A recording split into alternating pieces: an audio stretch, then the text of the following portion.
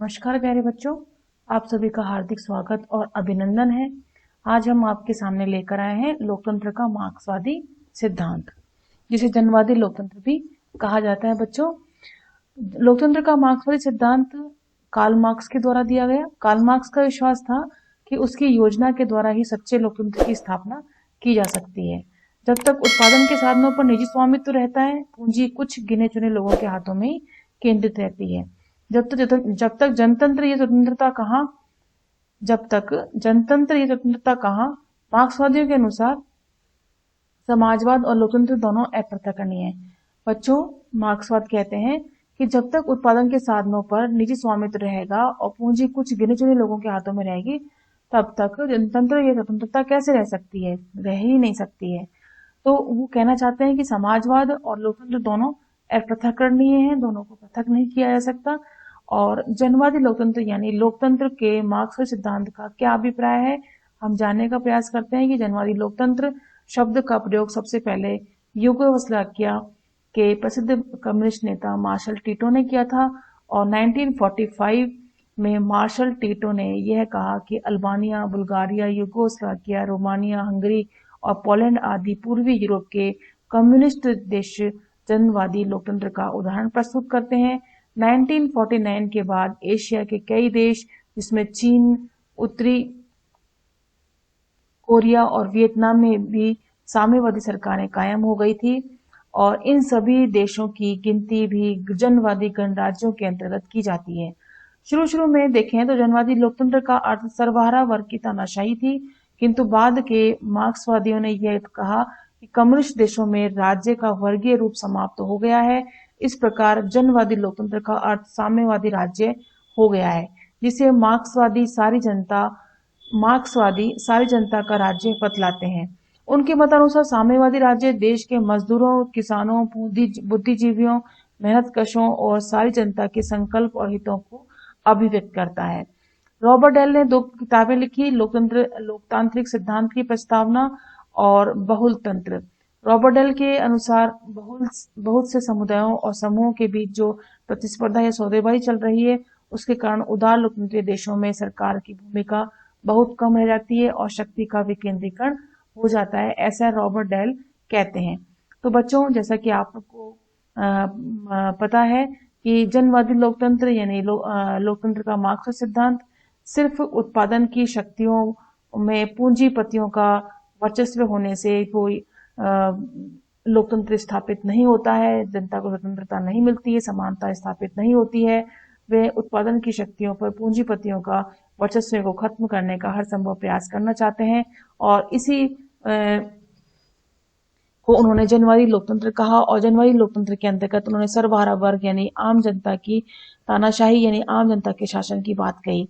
और जब सर्वहारा वर्ग की तानाशाही आ जाती है तो वर्गीय रूप जो है समाप्त हो जाता है और साम्यवादी शासन स्थापित हो जाता है। तो इस प्रकार की बात कह करके वो साम्यवादी शासन यानी साम्यवादी लोकतंत्र की बात करते हैं। अब बच्चों, बात आती है उदार लोकतंत्र की आलोचना। मार्क्सवादियों ने कहा कि पश्चिम के उदार लोकतंत्र को बुर्जुआ लोकतंत्र की उन्होंने संज्ञा दी, और लेनिन के शब्दों में यदि हम बात करें तो पूंजीवादी देशों का लोकतंत्र सीमित, घिनौना और मिथ्यापूर्ण है, और वह केवल धनिकों के लिए है जिनकी संख्या हर समाज में बहुत ही कम है। आम नागरिकों को जो राजनीतिक स्वतंत्रताएं दी गई हैं, वे आर्थिक स्वतंत्रता के अभाव में निरर्थक हैं। नागरिकों को आलोचक कहते हैं, मार्क्सवादी आलोचक कहते हैं कि राजनीतिक स्वतंत्रता देने से क्या लाभ, जब व्यक्ति के पास आर्थिक स्वतंत्रता है ही नहीं, आर्थिक संसाधन उसके पास है ही नहीं, तब तक राजनीतिक स्वतंत्रता निरर्थक है। उदाहरण में को लेकर के हम देखें तो एक साधारण श्रमिक की जिंदगी को यदि हम देखें तो हम पता चलेगा कि उसे बहुत कम वेतन मिलता है, जबकि उससे बहुत ज्यादा काम लिया जाता है। दिन भर काम करके जब वह थक हारा घर आता है तो उसे राजनीतिक समस्याओं पर विचार करने का अवसर ही कहाँ मिलता है। लेनिन कहते हैं कि वेतनभोगी मजदूर अभाव और गरीबी के कारण इतना दब गए हैं कि लोकतंत्र की उन्हें कोई चिंता नहीं रही है।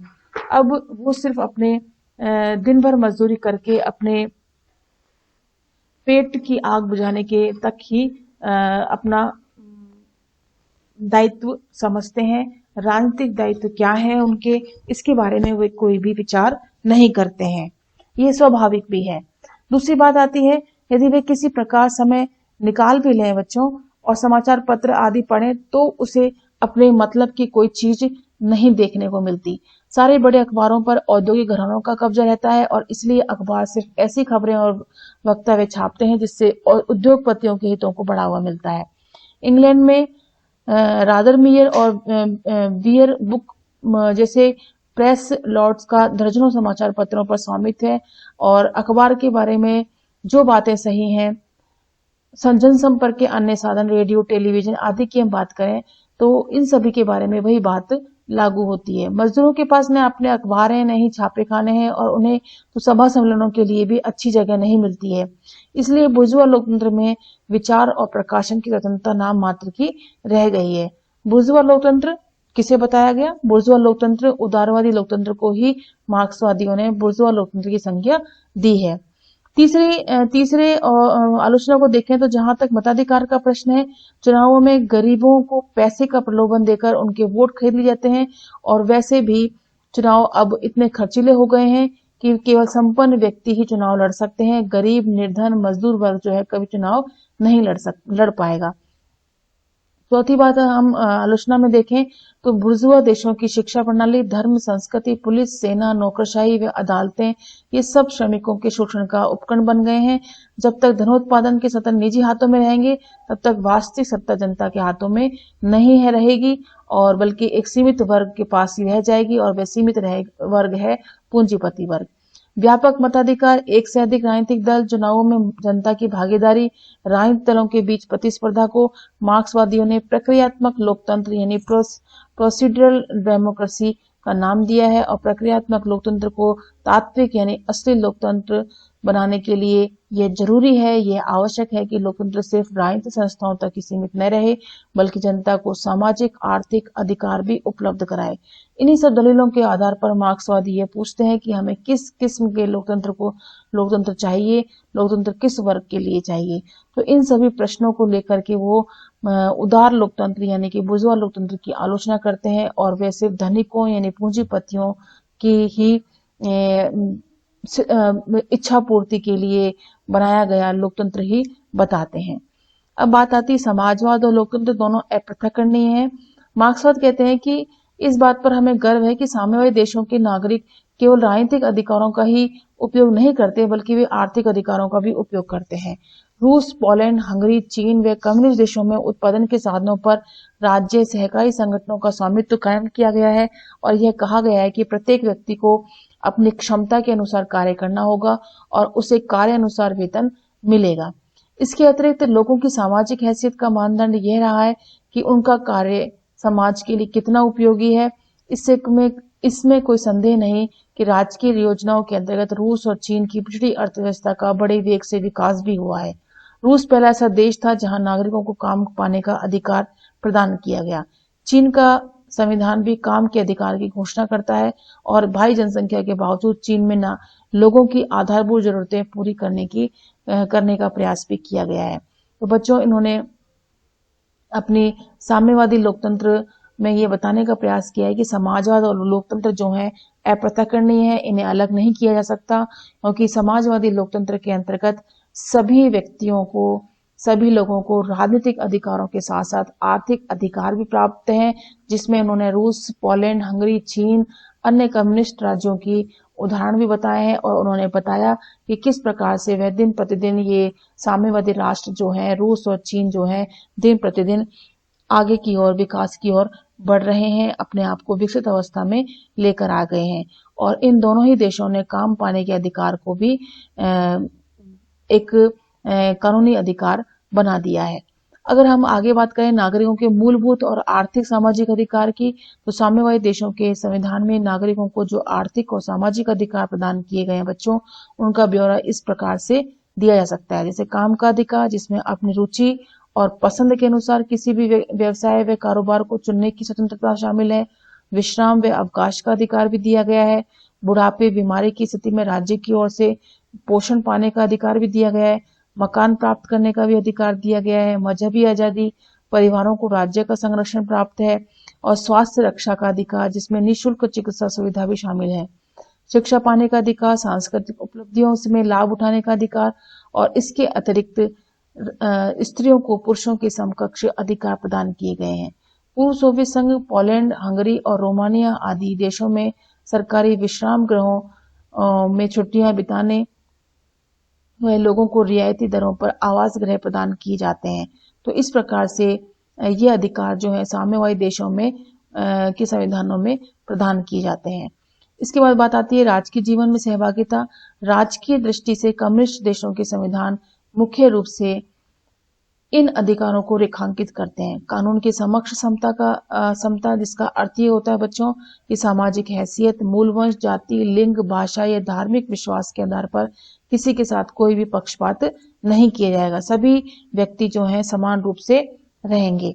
राजकीय प्रशासन व प्रबंधन में हाथ बटाने का अधिकार, मतलब राजकीय प्रशासन व प्रबंधन में आम जनता की भी सहभागिता होगी। सुझाव प्रस्तुत करने का अधिकार, किसी प्रकार से सुझाव या सलाह देने का अधिकार भी दिया जाता है। कानूनी सुरक्षा प्राप्त करने का अधिकार नागरिकों को प्रदान किया गया है। रूस के संविधान में यह घोषणा भी की गई है बच्चों कि यदि नागरिकों के सम्मान, प्रतिष्ठा, जीवन, स्वास्थ्य, व्यक्तिगत स्वतंत्रता, संपत्ति पर कोई आघात किया जाता है तो उन्हें यह अधिकार होगा कि वे न्यायालयों के द्वार खटखटाएं। अगर किसी के अधिकारों का हनन होता है किसी राज्य के द्वारा, किसी सरकार के द्वारा, तो वे न्यायालयों में जाकर के अपने न्याय की मांग कर सकते हैं। चीन के संविधान द्वारा यह भी व्यवस्था की गई है कि इनमें से कोई भी पदाधिकारी, राष्ट्रपति, उपराष्ट्रपति, प्रधानमंत्री, मंत्री और न्यायाधीश लगातार 2 अवधियों में 10 वर्षों से अधिक समय तक अपने पद पर नहीं रह सकेगा। और चीन के नेताओं की यह भी धारणा है बच्चों कि कोई व्यक्ति यदि बहुत लंबे अरसे तक अपने पद पर बना रहेगा तो उससे शक्ति संतुलन बिगड़ जाने का भय भी हो सकता है। जन संगठनों में नागरिकों की सहभागिता। कम्युनिस्ट देशों में श्रमिक यूनियनें, जिसे कि हम दबाव समूह भी कहते हैं, युवा संगठन, महिला संगठन, सहकारी संगठन आदि जन संगठन बहुत महत्वपूर्ण भूमिका अदा करते हैं। और श्रमिक यूनियनों के यह अधिकार होता है कि वे अपनी कार्य प्रणाली स्वयं निर्धारित करें। और यूनियनें यानी संघ आम चुनावों में उम्मीदवारों का नामांकन भी करती हैं। और चीन की संसद में 100 सीटें मजदूर संघों के प्रतिनिधियों के लिए भी आरक्षित हैं। यह एक बहुत ही बड़ी बात है कि मजदूरों को भी सीधे चुनावों में प्रतियोगिता में अपनी भागीदारी सुनिश्चित करने का अधिकार दिया गया है। कम्युनिस्ट पार्टी युवक युवतियों को राजनीतिक शिक्षा देने और उनका सहयोग प्राप्त करने की भी कोशिश करती है। कम्युनिस्ट देशों में सहकारी संघों, सांस्कृतिक समुदायों और लेखक संघों का भी महत्वपूर्ण स्थान दिया गया है। मतलब मजदूर यूनियनों के अलावा सहकारी संघों को भी, सांस्कृतिक समुदायों को भी और लेखक संघों को भी स्थान प्राप्त है। इसी प्रकार से कम्युनिस्ट पार्टी इन संगठनों के माध्यम से नागरिकों को वैचारिक और राजनीतिक शिक्षा प्रदान भी करती है। तो कहने का तात्पर्य यह है बच्चों, जो कम्युनिस्ट देश हैं, जो साम्यवादी देश हैं, उसके अंतर्गत श्रमिक यूनियन यानी मजदूर संगठन, युवा संगठन, महिला संगठन, सहकारी संगठन और सांस्कृतिक संगठन, लेखक संगठन, इन सभी को सीधे लोकतंत्र में अपने आप को अपने सहभागिता दर्ज करने के लिए पूरी छूट दी गई है, पूरी स्वतंत्रता प्रदान की गई है। यहाँ पर किसी भी प्रकार का भेदभाव नहीं है। अब बात आती है जनवादी लोकतंत्र के मूल्यांकन की कि मार्क्सवादी राज्य किस सीमा तक लोकतांत्रिक थे। मार्क्सवादियों ने उदार लोकतंत्र की विकृतियों को बड़े विस्तार से वर्णन किया है। उन्होंने यह भी सिद्ध कर दिया कि उदार लोकतंत्री देशों के नागरिकों की सच्ची स्वतंत्रता प्राप्त नहीं हो सकती। उसकी तुलना में उन्होंने सर्वहारा वर्ग की तानाशाही को एक श्रेष्ठ व्यवस्था बतलाया है। और उनकी आलोचना का सारांश यह भी है कि पूंजीवादी देशों में शासन प्रणाली में जनता की कोई सक्रिय भागीदारी नहीं होती है। लोग यदाकदा मतदान करते हैं और इसी से यह मान लिया जाता है कि शासन उनकी सहमति से चल रहा है। कट्टर मार्क्सवादियों की ये सभी मान्यताएं निराधार हैं और नव मार्क्सवादी लेखक स्वयं यह स्वीकार करते हैं कि लेनिन द्वारा पश्चिम राज्यों के लोकतंत्र यानी कि बुर्जुआ लोकतंत्र की संज्ञा दिया जाना गलत था। सर्वाधिकारी व्यवस्था व्यवहारिक दृष्टि से देखा जाए तो मार्क्सवादियों का जनवादी लोकतंत्र का दृष्टिकोण बड़ा ही एकांगी है।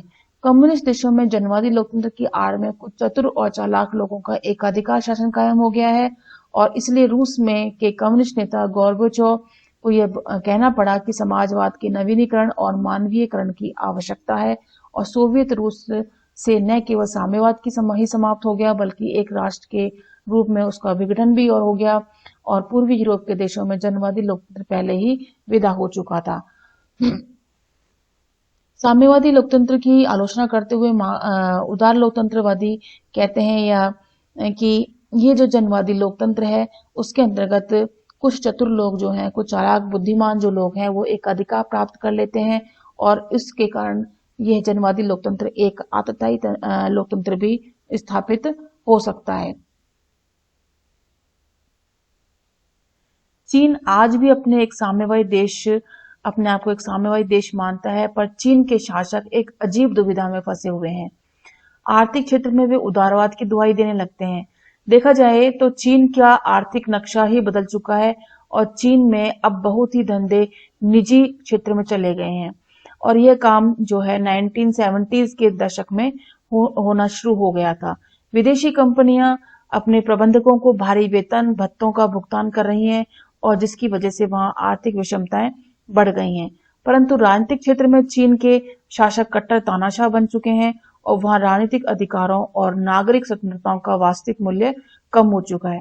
चीन की शासन व्यवस्था में संसद की कोई खास भूमिका नहीं है और कई कई वर्षों तक उसका कोई अधिवेशन नहीं होता। साम्यवादी दल के अलावा वहां अन्य किसी भी दल को कोई स्थान नहीं है।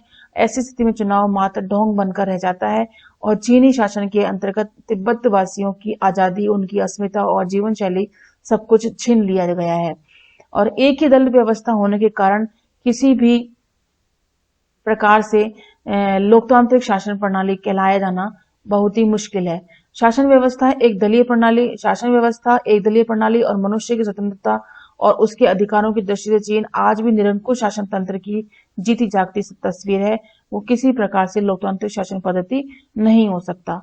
कम्युनिस्ट देशों में लोगों को पूंजीवाद का समर्थक बतलाकर उनकी निंदा किए जाने या उनका सफाया किए जाने के अनेक उदाहरण हमारे सामने आते हैं। 1989 में निहत्थे छात्रों की भीड़ पर टैंक चढ़ा देना चीन की सरकार को लोकतांत्रिक आप कैसे कह सकते हैं। इसमें कोई संदेह नहीं कि कम्युनिस्ट देशों में जनता को आर्थिक सुरक्षा प्रदान की गई।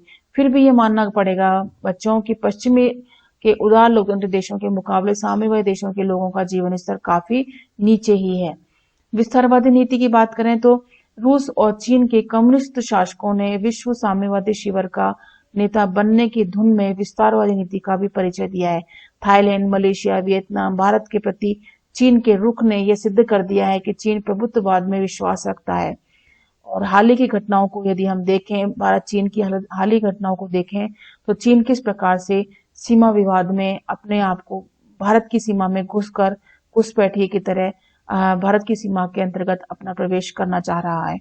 रूस की कम्युनिस्ट सरकार बराबर यह दावा करती रही है कि रूस में भी विभिन्न राष्ट्रीय समुदाय आपस में घुल मिलकर एक हो गए हैं, पर रूस के बिखराव से ऐसा लगता है कि 73-74 वर्षों में भी साम्यवाद राष्ट्रीय समुदाय की समस्याओं का समाधान नहीं कर सका है।